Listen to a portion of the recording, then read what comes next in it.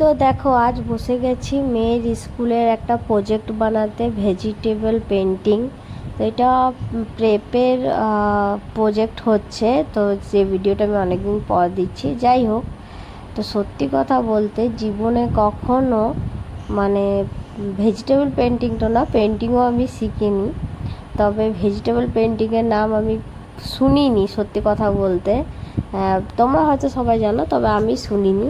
তবে সেটাই ভাবছি যে বাচ্চার জন্য কত কিছু করতে হয় মা দিকে, তাই না?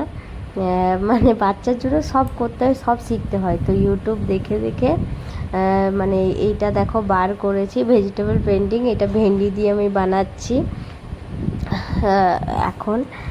আর আমি সেটাই ভাবছি যে এটা কখনো করিনি, তো সেটা বাচ্চার জন্য আর কি মা দিকে শিখতেও হয়, করতেও হচ্ছে।